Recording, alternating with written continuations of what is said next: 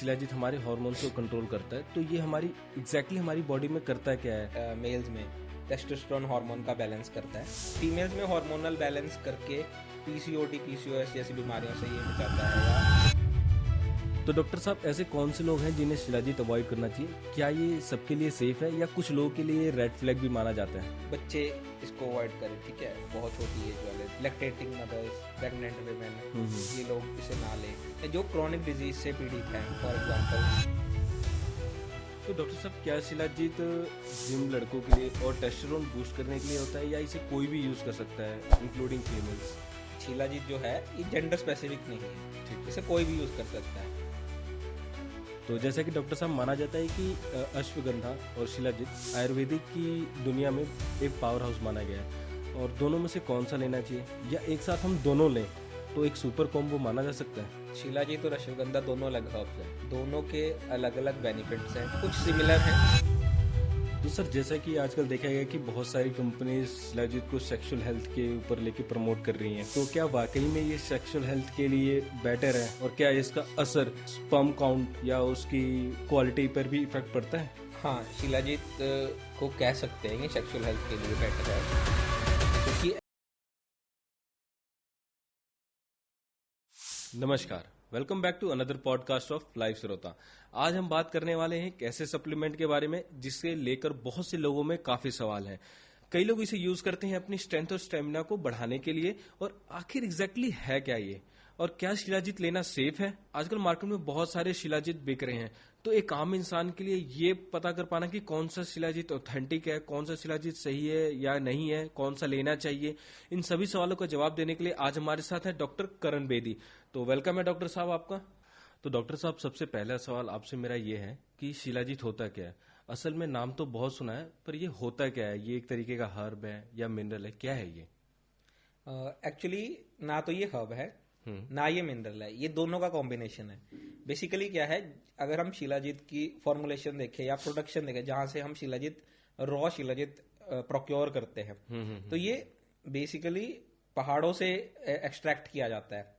After sedimentation, जब पहाड़ों पे हर्ब्स रुकती हैं आफ्टर अ लॉन्ग प्रोसेस, कितने सालों तक जब हर्ब्स वहां रुकती हैं, जमती हैं, उसके बाद जो पहाड़ों के नेचुरल मिनरल्स होते हैं तो उनकी क्वालिटीज के साथ ऐड होती हैं।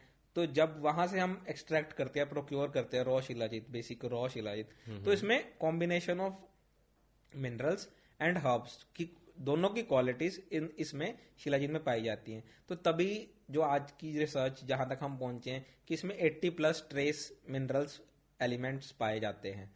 तो बेसिकली इट्स अ कॉम्बिनेशन जिसमें हर्ब्स की क्वालिटीज भी हैं और एडिशनल मिनरल्स की क्वालिटीज भी हैं। डॉक्टर साहब, आजकल शिलाजीत इतना पॉपुलर और अचानक से इतना यूजफुल क्यों हो गया लोगों के लिए? एक्चुअली पॉपुलर तो ये शुरू से ही था, बट अब ये लाइमलाइट में ज्यादा इसलिए आया है क्योंकि सबको पता है मोस्टली वेस्टर्न कल्चर फॉलो होता है।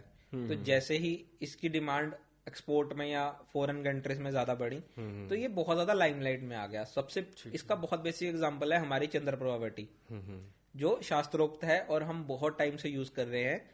डायबिटीज में भी, यूरिनरी इन्फेक्शन में, रिप्रोडक्टिव सिस्टम में है, अपने यूरिनरी केसेस में, या फिर बेसिकली हम काफी जगह यूज करते हैं चंद्रप्रभा टी। तो उसमें शिलाजीत डला ही डला होता है, डलता ही है, एक पार्ट है उसका, एक इंग्रेडिएंट का एक पार्ट है शिलाजीत। तो हम शिलाजीत काफी यूज कर रहे हैं। आयुर्वेद का एक बहुत पुराना हर्ब है, ये बहुत पुराना पार्ट है शिलाजीत। हम इसको काफी यूज कर रहे हैं, काफी प्रोडक्ट्स में ये एक मेन इंग्रेडिएंट भी है। बट हाँ, आज इसका लाइमलाइट में आने का कारण या आज का ज्यादा यूज होने का कारण ये है कि हम ये बेसिकली एक्सपोर्ट में या फॉरेन में ज्यादा यूज होने लगा, तो लोगों को ज्यादा इसके बारे में नॉलेज होने लगी और लोग इसको डायरेक्टली भी कंज्यूम करने लग गए। तो डॉक्टर साहब, क्या शिलाजीत जिम लड़कों के लिए और टेस्टोस्टेरोन बूस्ट करने के लिए होता है या इसे कोई भी यूज कर सकता है इंक्लूडिंग फीमेल्स? बेसिकली शिलाजीत जो है ये जेंडर स्पेसिफिक नहीं है, ठीक है, इसे कोई भी यूज कर सकता है। एक्चुअली इससे होता क्या है, हार्मोनल बैलेंस होता है। बेसिकली मेल्स में ये टेस्टोस्टेरोन बैलेंस करता है, फीमेल में फीमेल रिप्रोडक्टिव हार्मोन्स बैलेंस करता है। अब बात करते हैं पहले टेस्टोस्टेरोन की, या जिम वाले जो इसको यूज करते हैं। बेसिकली जिम वाले इसको यूज क्यों करते हैं, बॉडी बिल्डिंग के लिए, बॉडी मसल बिल्डिंग के लिए, ठीक है, ठीक है। तो टेस्टोस्टेरोन लेवल्स जब बॉडी में बढ़ते हैं, that indirectly helps in muscle building, ठीक है। ठीक है। तो इसलिए जिम वाले लोग या जो जिम जाते हैं बेसिकली, जिनको मसल बिल्डअप का शौक है, तो वो अपनी डाइट में शिलाजीत यूज करते हैं, ठीक है। अब जिनमें नेचुरली टेस्टोस्टेरोन की कमी है, बेसिकली मिड एज लोग हो जाते हैं, जो मिड एज मेल्स हो जाते हैं, स्ट्रेस की वजह से या इनप्रॉपर डाइट की वजह से, या फिर स्लीप पूरी नहीं हो रही है उस रीजंस की वजह से, किसी भी रीजन की वजह से, जैसे एज वाइज टेस्टोस्टेरोन जैसे कम होना शुरू होता है, तो वो शिलाजीत यूज करते हैं अपने बॉडी में टेस्टोस्टेरोन हार्मोन का बैलेंस रखने के लिए, ताकि उनकी लाइफ बेटर हो सके। और विमेन और फीमेल्स भी इसको यूज करती हैं और कर सकती हैं उनके हार्मोन बैलेंस के लिए। बेसिकली पीसीओडी पीसीओएस में इसका अच्छा रोल है, और वैसे भी उनकी बॉडी के डेली स्टेमिना में, डेली एनर्जी में, डेली रिसोर्सेज में फीमेल भी इसे यूज कर सकती हैं, और करना भी चाहिए। ऐसा कुछ नहीं है कि ये जेंडर स्पेसिफिक है कि शिलाजीत सिर्फ मेल्स के लिए यूज किया जा सकता है। It's not gender specific.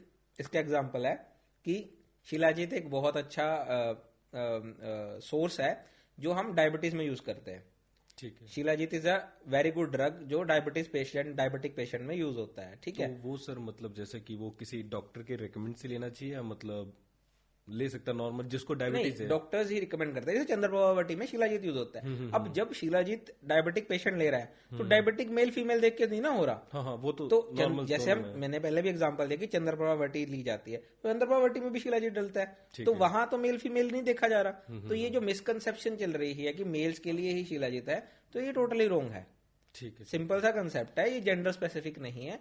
ये दोनों जेंडर्स के हार्मोन बैलेंस में यूज होता है, और अपने अपने तरीके से दोनों के बेनिफिट के लिए यूज होता है बेसिकली। तो डॉक्टर साहब, अभी आपने जैसा बताया कि शिलाजीत हमारे हार्मोन्स को कंट्रोल करता है, तो ये हमारी एग्जैक्टली हमारी बॉडी में करता है क्या है, इसके बारे में आप थोड़ा डिटेल में बताओगे?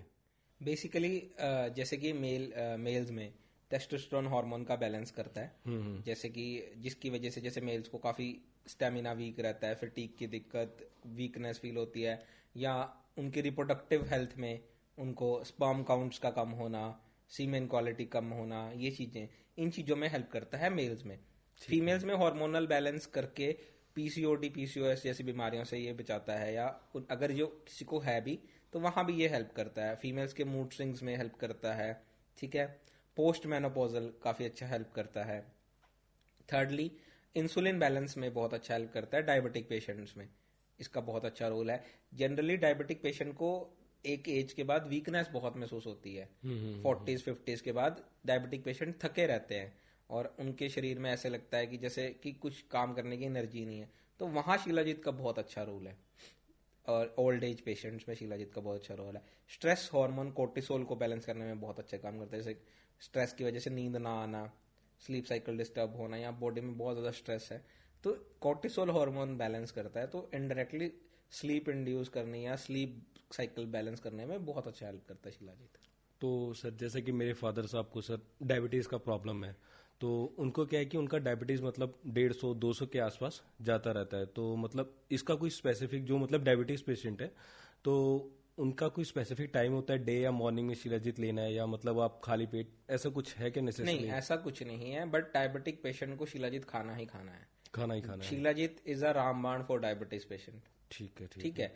तो दिन में लो, खाना खाने के बाद ले सकते हो आप, आफ्टर योर मील्स आप शिलाजीत ले सकते हो। आप जिस भी फॉर्म में ले रहे हो, आप टैबलेट में, कैप्सूल में, रेजिन में, जैसे हम बोलते हैं कि resin form is the best form, purest form, तो आप रेजिन अपने फादर साहब के लिए यूज कर सकते हो। तो आफ्टर फूड 11-12 बजे आफ्टर ब्रेकफास्ट आप उनको दे सकते हो शिलाजीत रेजिन। तो डॉक्टर साहब, ऐसे कौन से लोग हैं जिन्हें शिलाजीत अवॉइड करना चाहिए? क्या ये सबके लिए सेफ है, या कुछ लोगों के लिए रेड फ्लैग भी माना जाता है? इसके और साइड इफेक्ट क्या है? शिलाजीत जिनको नहीं लेना चाहिए, बेसिकली हम उसकी बात कर लेते हैं। पहले उनकी बात कर लेते हैं कि ये किसके लिए सेफ नहीं है। बेसिकली बच्चे इसको अवॉइड करें, ठीक है। बहुत छोटी एज वाले 10-12 साल तक वाले बच्चे, लैक्टेटिंग मदर्स, प्रेग्नेंट विमेन, ये लोग इसे ना लें। या जिनकी बॉडी में आयरन लेवल्स बहुत ज्यादा पहले से ही हैं, वो ना लें। या जो क्रॉनिक डिजीज से पीड़ित हैं, फॉर एग्जाम्पल लिवर सरोसिस हो गया, क्रॉनिक किडनी डिजीज हो गया, या कोई भी तरह की क्रॉनिक डिजीज से पीड़ित है, अगर वहां शिलाजीत का कोई इफेक्टिव रोल है, अपने डॉक्टर के रिकमेंडेशन से वो ले सकते हैं।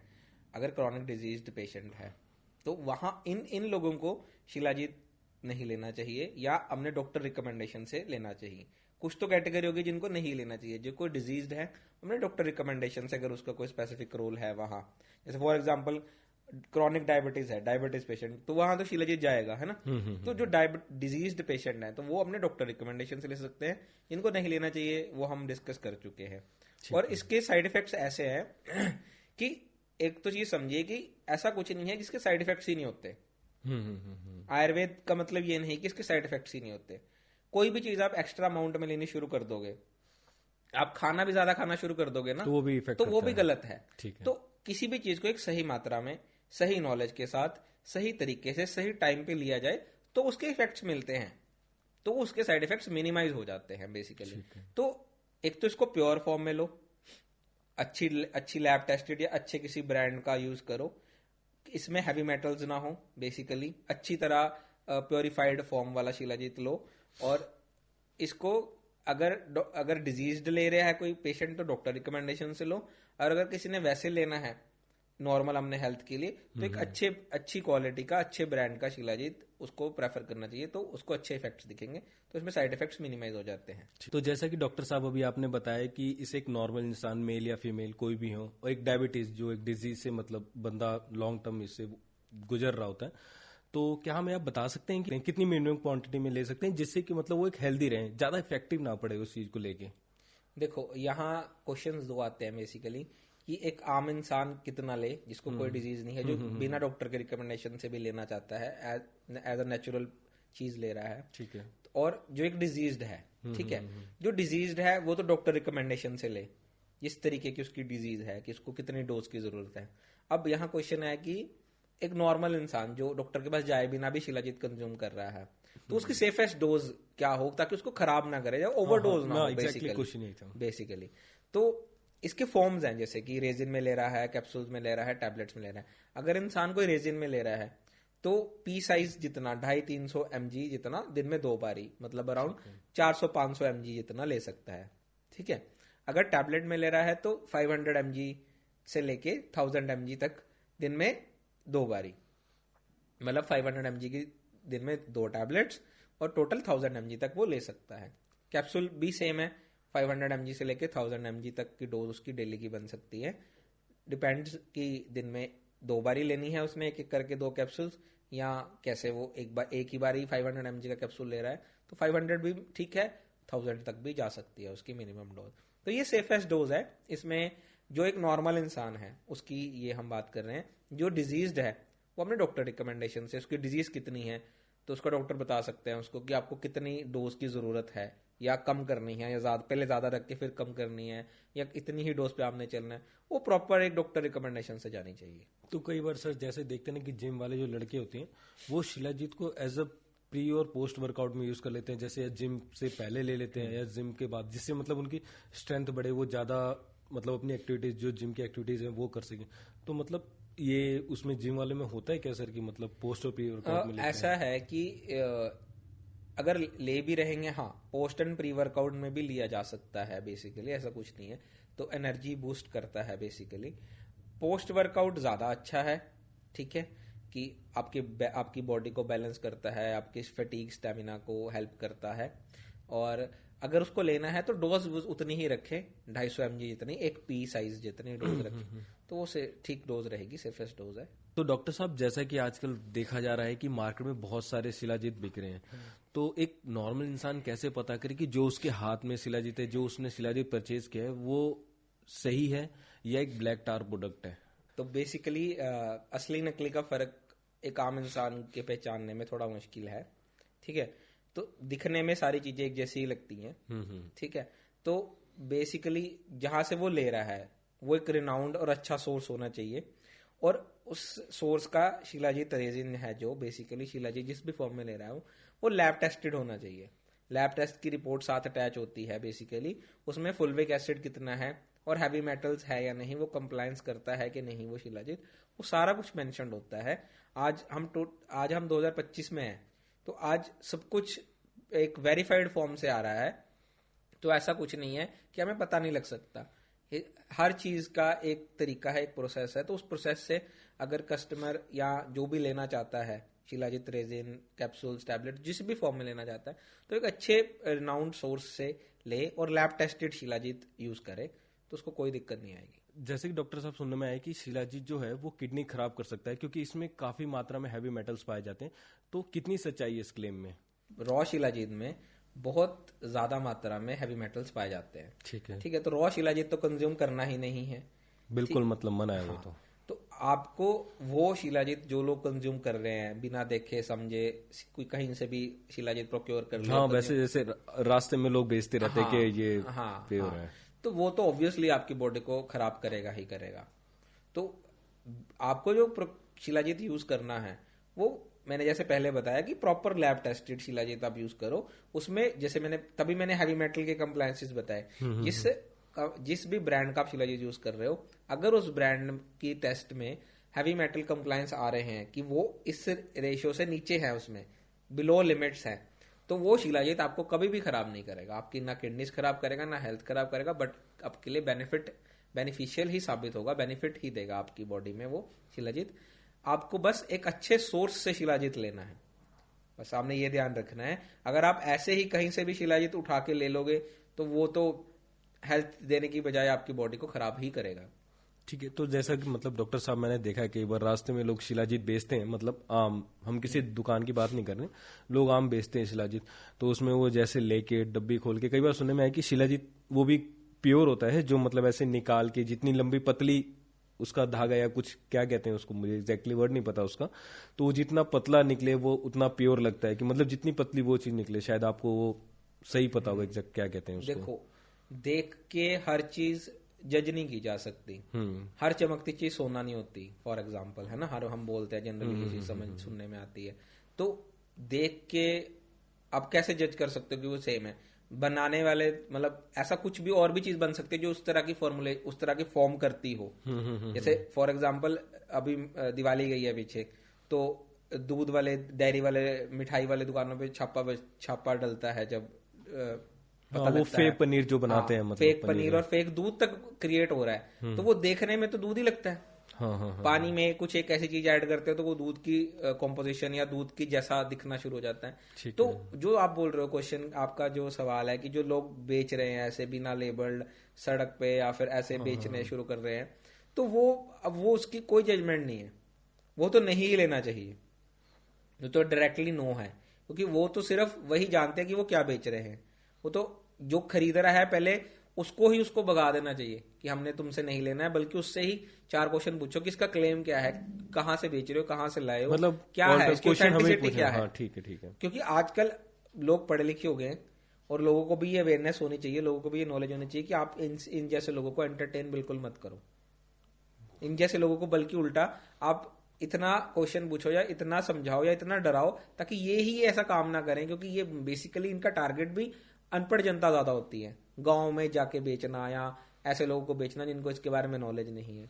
तो बेसिकली इन लोगों को भी जिसको इसकी नॉलेज है, जिसको इसकी अवेयरनेस है, तो वो इन लोगों को भी ऐसा डरा दे या ऐसा समझा दे कि आपको ये काम नहीं करना चाहिए, और जिनको ये समझा तो इन लोगों से तो बिल्कुल भी ऐसी चीजें नहीं लेनी चाहिए। क्योंकि सर मतलब मेरा मानना है कि मतलब जैसा आजकल लोगों को ये होता है कि लोगों का माइंडसेट ये हो चुका है कि जितना लोग फॉर्मल हैं और जितना हाई क्लासिक वाले हैं, तो फॉर्मल लोगों को आज तक लोग उनकी तरफ ज्यादा जाने लग गए कि यार ये नॉर्मल होगा, ऑथेंटिक होगा, सही होगा ये चीज।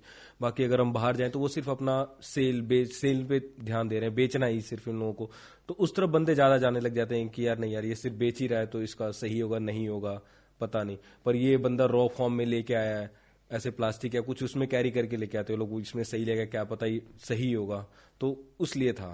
तो वो ठीक है, आपकी बात ठीक है, बट कुछ तो ऑथेंटिसिटी होती है ना किसी भी चीज की। अब पहले गोल्ड भी बिकता था, हर जगह बिकता था, फिर हॉलमार्क शुरू हुआ, जब कल्याण ज्वेलर्स जैसे बड़े ब्रांड आए तो उन्होंने ऑथेंटिसिटी करनी शुरू करी। जब तक देखो अवेयरनेस नहीं थी तब तक कुछ भी बिकता है। आज हम 2025 में हैं, हर बंदे को हर चीज की अवेयरनेस है, हर बंदे को हर चीज की नॉलेज है, उसकी ऑथेंटिसिटी है, उसके कुछ क्लेम्स हैं, उसके कुछ फैक्टर्स हैं, किस तरीके से उसको कंज्यूम करना चाहिए। हर चीज रॉ ही होती है शुरू में, हर ब्रो होती है, उसको प्योरीफाई किया जाता है, फिर उसको कंजप्शन के लायक बनाया जाता है। ठीक है। तो अगर वो ऑथेंटिक है, उसके ऊपर कुछ क्लेम्स हैं, उसके ऊपर कोई तरीका है उसको प्योरीफाई करने का, तो वही चीज हमें यूज करनी चाहिए, ना कि सिर्फ ये देख के कि ये बंदा रॉ लाया है, ऐसे पैकिंग करके लाया है, या ये बंदा बेच रहा है। तो हो सकता है वो आपको गलत चीज दे दे, कल को आप उस बंदे को ही नहीं मिल पाओगे कभी, क्योंकि आपको तो पता है ना उसका सोर्स कहाँ है, वो कहाँ से आया है, कहाँ से नहीं आया। तो ऑथेंटिक चीज और अच्छी चीज, लैब टेस्टेड चीज आपको यूज करनी चाहिए। तो डॉक्टर साहब, क्या शिलाजीत का ब्लड और हीमोग्लोबिन लेवल पर कोई असर पड़ता है, और क्या ये आयरन डेफिशिएंसी वालों के लिए हेल्प करेगा? शिलाजीत नेचुरली वैसे आयरन रिच है, और जो शिलाजीत है वो आयरन की बायो अवेलेबिलिटी को बढ़ाता है बॉडी में। अगर हम बाहर से भी आयरन सप्लीमेंट्स ले रहे हैं, साथ शिलाजीत ले रहे हैं, उसकी बायो अवेलेबिलिटी को बढ़ाता है। इनडायरेक्टली वो हेमोग्लोबिन को इंक्रीज करने में या आयरन डेफिशिएंसीज को कम करने में हेल्प करता है, बायो अवेलेबिलिटी बढ़ा के। उसमें अंदर फुलविक एसिड, शिलाजीत के अंदर जो चीज मेन पाई जाती है उसको फुलविक एसिड बोलते हैं। बेसिकली उसका काम होता है आयरन की बायो अवेलेबिलिटी को बढ़ाना। तो ये जरूर हेल्पफुल है हेमोग्लोबिन बढ़ाने में और आयरन डेफिशिएंसीज कम करने में। तो जैसा कि डॉक्टर साहब माना जाता है कि अश्वगंधा और शिलाजीत आयुर्वेदिक की दुनिया में एक पावर हाउस माना गया है, और दोनों में से कौन सा लेना चाहिए, या एक साथ हम दोनों लें तो एक सुपर कॉम्बो माना जा सकता है? देखो, शिलाजीत और अश्वगंधा दोनों अलग हर्ब्स हैं। ठीक है। दोनों के अलग अलग बेनिफिट्स हैं, कुछ सिमिलर हैं, अलग अलग बेनिफिट्स हैं, अलग अलग प्रॉपर्टीज हैं, अलग अलग यूजेस हैं, सब कुछ अलग अलग है।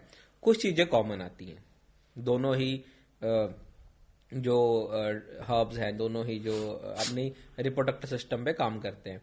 बट अगर हम बात करें अश्वगंधा की, जैसे इसका जहां रोल मेनली है बेसिकली हमारा stress, anxiety, cortisol hormone balance के लिए ज्यादा हम अश्वगंधा को यूज कर सकते हैं। वेट गेन में हम अश्वगंधा को ज्यादा यूज कर सकते हैं। और जहां बात आती है शिलाजीत की, वहां उसके जो फुलविक एसिड से बेसिकली टेस्टोस्टेरोन हार्मोन बैलेंस में काम कर सकते हैं, स्टेमिना फटीग में काम कर सकते हैं। तो कुछ कुछ चीजें हैं जहां अश्वगंधा बेटर है, और कुछ चीजें हैं जहां शिलाजीत बेटर है। तो अगर अलग अलग यूज करना तो उस तरीके से देख लो कि हमें क्या ज्यादा चाहिए, किस चीज की हमारी बॉडी में रिक्वायरमेंट है, हम किस चीज के लिए ऑप्ट करना चाहते हैं। हाँ, अगर दोनों को कॉम्बिनेशन में ले तो ये जरूर एक सुपर कॉम्बो बन सकता है। मतलब जिससे दोनों, मतलब एक वीकनेस, स्ट्रेस, ये सब चीजें एक साथ इफेक्ट करेंगे। बिल्कुल कि अश्वगंधा और शिलाजीत या तो एक ही कॉम्बिनेशन में आप ले सकते हो, इजी टू टेक हो जाएगा, इजी हो जाएगा आपके लिए लेना, किसी के लिए भी लेना, या फिर दोनों साथ में, अलग अलग भी दोनों साथ में आप ले सकते हो। तो ये अच्छा कॉम्बो बन सकता है।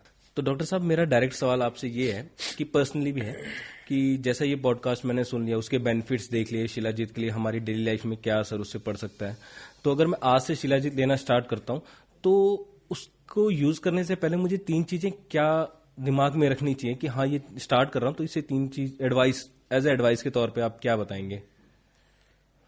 देखो, ऐसा है कि एक तो ये समझिए कि शिलाजीत एक नेचुरल हर्ब है, नेचुरल रसायन है, ठीक है। तो इसके इफेक्ट्स भी धीरे धीरे मिलेंगे, ठीक है, क्योंकि ये एक नेचुरल आयुर्वेदिक फॉर्मुलेशन है, आयुर्वेदिक हर्ब है। तो आयुर्वेदिक कोई मैजिक साइंस नहीं है, कोई जादू की छड़ी तो है नहीं कि हमने आज लेना शुरू करा और 15 दिन में हमें जिस भी चीज के लिए हम ले रहे हैं हम उसके रिजल्ट्स एक्सपेक्ट करें। तो पहला तो इसको स्लो डाउन करो अपने माइंड को कि हाँ, धीरे धीरे ले रहे हैं, विद कंसिस्टेंसी हम इसको चीज को लेंगे। वैसे तो ये आयुर्वेदिक में कहा जाता है कि मतलब स्लो प्रोसेस है, नहीं, स्लो ऐसा है कि बॉडी को भी टाइम उतना लगता है अडेप्ट करने के लिए, और हर्ब्स हैं, नेचुरल सोर्सेज हैं, तो उतना टाइम लगेगा। एक्चुअली लोगों के मन में एक वो चीज आ जाती है ना कि कोई मैजिक हो जाएगा, अभी ली तो कुछ हो जाएगा, वो उसके लिए स्लो एज इन नहीं है कि प्रोसेस ही उतना है। बेसिकली स्लो हम उसे बोलेंगे कि मान लो प्रोसेस 30 दिन का है और काम हमारा 90 दिन में हो रहा है। अच्छा, हाँ, ठीक। लोगों के दिमाग में ये चीज आ जाती है कि आज लेना शुरू करा, 10 दिन में हमारी बॉडी बिल्ड क्यों नहीं हो रही, हमारा टेस्टोस्टेरोन लेवल अच्छा क्यों नहीं हो रहा, मतलब हमारी थकान क्यों नहीं हट रही। तो ये समझना चाहिए कि इसका प्रोसेस है, टाइम लगता है, बॉडी में इसको टाइम लगता है, इतना इसको थोड़ा टाइम लेके चलो, और इसके कोई चमत्कारी रिजल्ट्स नहीं मिलेंगे। विद टाइम आपको जरूर 30-40 डेज 50 डेज के अराउंड आपको एक अच्छे रिजल्ट्स दिखने शुरू हो जाएंगे। सेकेंडली, कंसिस्टेंटली लो, ऐसा नहीं कि कभी ले लिया कभी बंद कर लिया, जो लोग करते हैं, और वो चीज लोग इग्नोर कर देते हैं। जब किसी से बात करते हैं कि हमने तो लिया था, जैसे 10 दिन ले लिया फिर छोड़ दिया 10 दिन, फिर वो बोलेंगे कि हमें रिजल्ट्स नहीं आए। तो इसको कंसिस्टेंटली लो, महीना, 2 महीना, 3 महीना। हाँ, आप महीने बाद 2, 4, 5 दिन का गैप डाल सकते हो, कोई दिक्कत नहीं है। रेगुलर ले लो तो भी कोई दिक्कत नहीं है, ठीक है। तो वहां वो वाला उतना गैप चलता है, बट कंसिस्टेंटली इसको लेना चाहिए। Consistency is the key. और जो तीसरी चीज है कि आपकी लाइफस्टाइल, कि आप मान लो रोज शिलाजीत खा रहे हो पर आप फिर भी जंक फूड ले रहे हो, फिर भी आप ओवर स्ट्रेस्ड हो, आपको स्लीप अच्छी नहीं है, स्लीप साइकिल आपका सही नहीं है, आपके खाने पीने की कोई टाइमिंग सही नहीं है, आपके बॉडी में कोई तरह की एक्सरसाइज नहीं है, तो वहां शिलाजीत खाया ना खाया एक बराबर है। अच्छा। तो एक अच्छी लाइफस्टाइल के साथ जब आप इसको यूज करोगे, लाइफस्टाइल तो देखो हर बंदे को अपनी अच्छी करनी ही चाहिए, तो उसमें इस चीज का बेनिफिट आपको जल्दी दिखेगा और ज्यादा दिखेगा कंपैरेटिवली कि एक बंदा है जिसकी लाइफस्टाइल ही उसने इतनी खराब कर रखी है। मतलब बेसिकली हम इतना तो कर ही सकते हैं ना, अपना खाना पीना अच्छा कर सकते हैं, टाइमली कर सकते हैं, और थोड़ा आधा घंटा दिन में जब भी टाइम मिले, जब भी, हाँ। कुछ भी walking, running, cycling, yoga, gym, जो उसको कंफर्टेबल हो। तो ये चीज वो अपनी लाइफ में अगर इसके साथ ऐड ऑन करेगा और फिर साथ शिलाजीत शुरू करेगा तो उसको जरूर अच्छे बेनिफिट्स मिलेंगे इस चीज के। तो सर, जैसा कि आजकल देखा गया कि बहुत सारी कंपनीज शिलाजीत को सेक्सुअल हेल्थ के ऊपर लेके प्रमोट कर रही हैं, तो क्या वाकई में ये सेक्सुअल हेल्थ के लिए बेटर है, और क्या इसका असर स्पर्म काउंट या उसकी क्वालिटी पर भी इफेक्ट पड़ता है? हाँ, शिलाजीत को कह सकते हैं ये सेक्सुअल हेल्थ के लिए बेटर है, क्योंकि एक्चुअली जो इसमें फुल वे कंटेंट है, जो इसका बेसिक कंपाउंड जो यूज होता है वो टेस्टोस्टेरोन बढ़ाने में मदद करता है। ठीक है। टेस्टोस्टेरोन बैलेंस करने में, बढ़ाने में, हार्मोन बैलेंस में मदद करता है मेल्स में। तो जैसे ही किसी भी मेल का टेस्टोस्टेरोन बेटर होगा, ठीक है, तो इनडायरेक्टली स्पर्म क्वालिटी बढ़ेगी ही बढ़ेगी, सीमेन क्वालिटी बढ़ेगी ही बढ़ेगी। तो ये एक फैक्ट है कि शिलाजीत स्पर्म क्वालिटी, सीमेन क्वालिटी, स्पर्म काउंट सबको बेटर करने में, बढ़ाने में हेल्पफुल है। और हाँ, ये वहां जरूर हेल्प करता है। जिसका स्पर्म काउंट कम है या जिसकी सेक्सुअल हेल्थ वीक है, बहुत जल्दी थक जाता है, फटीग है, स्टेमिना कम है तो उन सब पेशेंट्स के लिए, उन सब लोगों के लिए, एक्चुअली पेशेंट्स नहीं भी हैं, जनरली भी हैं, उनको लगता है कि पूरे दिन भर में थकान, फटीग, स्टेमिना कम लगता है उन्हें, तो उनमें जरूर शिलाजीत एक अच्छा इफेक्ट देगा और जरूर हेल्पफुल रहेगा।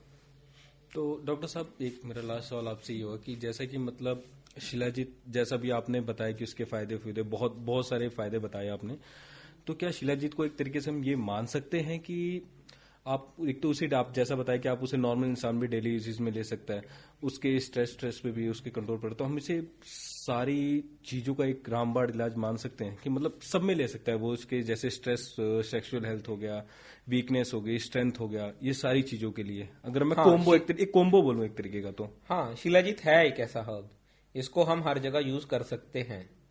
बस वही बात है कि अब इस लाइन को ये समझना चाहिए कि हर जगह वो इंसान यूज कर सकता है जो फिट है, कंपैरेटिवली उसे बहुत ज्यादा दिक्कतें नहीं है। फिट इन द सेंस की उसे बहुत ज्यादा दिक्कतें नहीं है, he is in the starting phase, उसको कुछ लैक लग रहा है अपनी बॉडी में, कोई चीज की कमी लग रही है वो।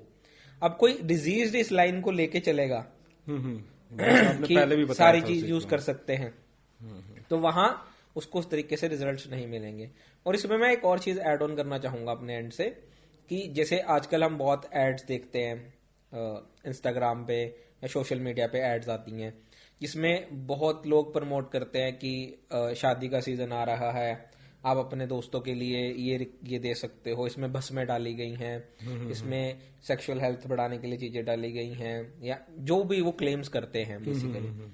तो इसमें जो खरीद रहा है उसको ये चाहिए कि जहां से वो खरीद रहा है, कुछ तो मैंने ऐसा देखा कि वो अनलेबल्ड ही बेचते हैं, मतलब लेबल नहीं होता उनका किसी चीज का, उनकी कोई रजिस्ट्रेशन नहीं है, कोई लेबल नहीं है, कोई प्रूफ नहीं है, कोई ऑथेंटिसिटी ही नहीं है, सिर्फ एक चीज बनाई डब्बे में पैक करके दे रहे हैं। ठीक है। तो बेसिकली जो खरीद रहा है इंसान, जो दे रहा है, उसका पार्ट तो ऐसा है कि उसके हमने उस पर कोई क्वेश्चन नहीं है, वो तो एक अपने बेचने के लिए दे रहा है कि हमने बेच दिया, हाँ, सामने वाला ले लिया, तो मेरा खरीदने वाले के पार्ट पे ये होना चाहिए कि उसे देखना चाहिए कि उसकी ऑथेंटिसिटी कितनी है।